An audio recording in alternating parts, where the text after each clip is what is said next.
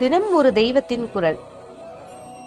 அவருக்கு யதோக்தகாரி என்ற அந்த பெயர் வருவதற்கு முற்பட்ட காலத்திலேயே திருப்பிழிசையாழ்வார் அவரை இஷ்டமூர்த்தியாக உபாசித்துக் கொண்டார். அவருக்கு அத்தியந்த சிஷ்யனாக ஒரு பையன் இருந்தான். அவன் பெயர் கணிக்கண்ணன். அவன் பிறந்ததே ஆழ்வார் அனுகிரகத்தில்தான். அவனுடைய பெற்றோருக்கு ரொம்ப காலமாக சந்ததி இல்லை. அவர்கள் நித்தயம் ஆழ்வாருக்கு பால் கொண்டு வந்து கொடுத்து கொண்டிருந்தார்கள். யோக நிஷ்டையிலேயே போய்கொண்டிருந்த ஆழ்வார் எப்போதாவது தான் கண்ணை திறப்பார். எதுவும் ஆகாரம் பண்ணுவதில்லை. இந்த பாலை மட்டும்தான் கொஞ்சம் குடித்துவிட்டு பாக்கியை அவர்களுக்கே கொடுத்து விடுவார்.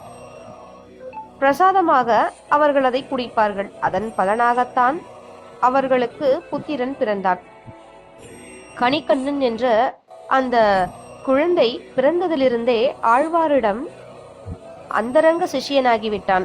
ஒரு நாள் அவன் கோவிலுக்கு போகும்போது அங்கே ஒரு தொண்டு கிழவி, முதுகு நன்றாக ஊனி போனவள், எலும்பும் தோலுமாக ரொம்பவும் சிரமப்பட்டு கொண்டு பெருக்கி மொழிகி கோலம் போட்டு கைங்கரியம் செய்வதை பார்த்தான். உடம்பு கொஞ்சம் கூட முடியாவிட்டாலும் மூச்சு போகும் வரையில் பகவத் கைங்கரியம் பண்ணாமல் இருப்பதில்லை என்ற திடமான பக்தியிலேயே அவள் தொண்டு புரிவது தெரிந்தது கணிக்கண்ணனுக்கு. அப்படியே மனசு உருகிவிட்டது. ஐயோ, இவளுக்கு நாம் உபகாரம் பண்ண வேண்டாமா, எப்படி பண்ணுவது என்று மனசார நினைத்தான்.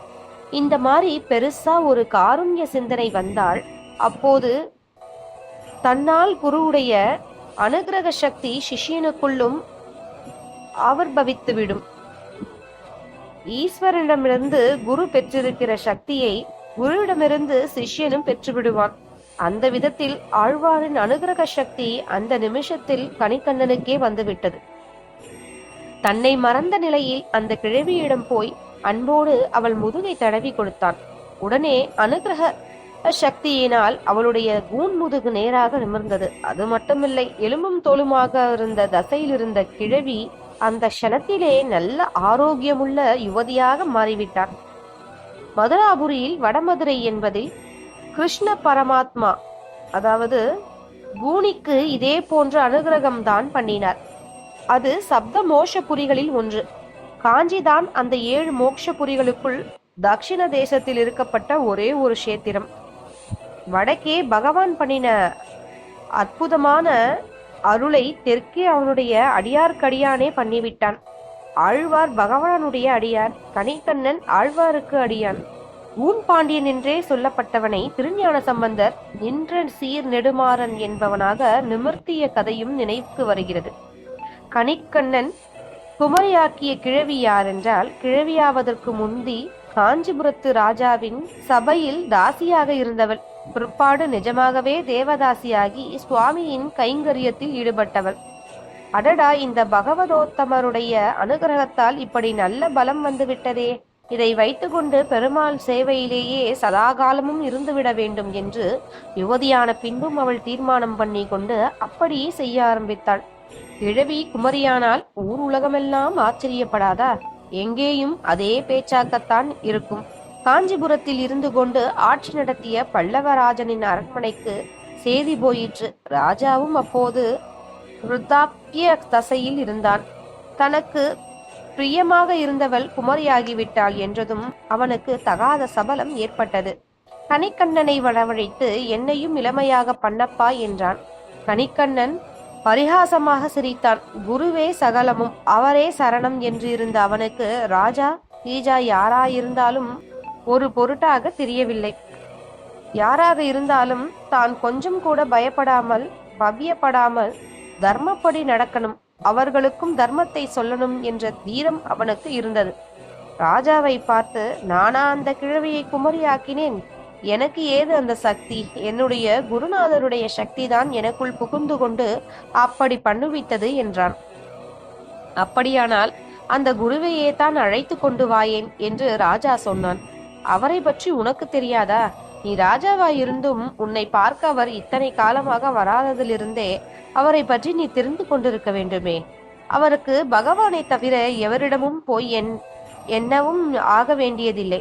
பகவானையே நினைக்கிறவர்கள், பகவத் கைங்கரியத்துக்கே ஆசைப்படுபவர்கள் ரொம்பவும் கஷ்டப்படும் போது அவர்கள் யாரானாலும் அவர்களிடம் அவருக்கு சுவாபாவிகமாக கருணை உண்டாகி அனுகிரகம் செய்து கஷ்டத்தை நிவர்த்தி செய்து விடுவார். அவர்கள் போய் அவரிடம் சொல்ல வேண்டும் என்பதில்லை. அவரும் தாமே அவர்களிடம் போய் அனுகிரகம் பண்ண வேண்டும் என்பதில்லை. ஏதோ ஒரு கருவி மூலம் அனுகிரகம் பண்ணிவிடுவார். அந்த கிழவிக்கு அப்படித்தான் நடந்தது. அவள் தன்னுடைய சொந்த சரீர அனுபவங்களுக்காக எவனும் பெற வேண்டும் என்று நினைக்கவில்லை. பகவானுக்கு சரீர கைங்கரியம் நன்றாக செய்ய வேண்டும் என்பதொன்றே அவள் நினைவாய் இருந்தது. அதனாலே என் குருவுக்கு தயை பொங்கிக் கொண்டு வந்தது. இயற்கை நியதியை மாற்றினால் கூட பரவாயில்லை என்று அவளை யுவதியாக்கினார். நீயோ சரீர போகங்களை அனுபவிக்க வேண்டும் என்ற ஆசையிலேயே யவனத்தை கேட்கிறாய். இதற்கு அவர் ஒரு நாளும் ஒப்புக்கொண்டு அனுகிரகிக்க மாட்டார். யாரானாலும் இயற்கை நியதிபடி மரணங்கள் நேர வேண்டிய போது நேரத்தான் செய்யும். நீ போனால் வேறே எவனோ ஒருத்தன் ராஜாவாக வந்து ராஜ்ய பரிபாலனம் பண்ணிவிட்டு போகிறான். உனக்கு முந்தி எத்தனையோ பேர் ஆட்சி நடத்திவிட்டு அப்புறம் கீழே தட்டி போய்த்தானே இருக்கிறார்கள். ஒரு விதமான விசேஷ காரணமும் இல்லாமல் உன்னை இளமையாக்குவதற்கு என் குருநாதர் சம்மதிக்கவே மாட்டார் என்று கொஞ்சம் கூட ஒளிவு மறைவில்லாமல் கணிக்கண்ணன் துணிச்சலாக சொன்னான். பல்லவ ராஜா கிட்டேயே ராஜச குணமே கொண்ட ராஜாவுக்கு கோபம் வந்து விட்டது. இந்த ஊரை விட்டே பிரஷ்டம் பண்ணுகிறேன் என்று ஆஞ்சை பண்ணினான். நானே இப்படிப்பட்ட ராஜா இருக்கிற ஊரில் இருக்கிறதில்லை என்று தானப்பா தீர்மானம் பண்ணி கொண்டிருக்கிறேன் என்று கணிக்கண்ணனும் சொல்லிவிட்டு நேரே கோவிலுக்கு ஆழ்வாரிடம் வந்தான். அரண்மனையில் நடந்ததையெல்லாம் அவரிடம் சொல்லிவிட்டு ஊரை விட்டு புறப்பட்டான். இக்கதையிலிருந்து நாம் தெரிந்து கொள்ள வேண்டியது யாதெனில், குருவிடம் மிகுந்த பக்தியுடன் எவன் ஒருவன் இருக்கிறானோ அவனுக்கு குருவருள் நிச்சயம் தக்க சமயத்தில் கிடைக்கும் என்பதுதான். அந்த குருவருள் அவனுக்கு மாத்திரம் கிடைப்பதில்லை. அவன் மனதார யாருக்கு நன்மை செய்ய வேண்டும் என்று நினைக்கிறானோ அவனுக்கும் அவனுடைய குருவருள் வந்து சேர்கிறது என்பது திண்ணமான உண்மை.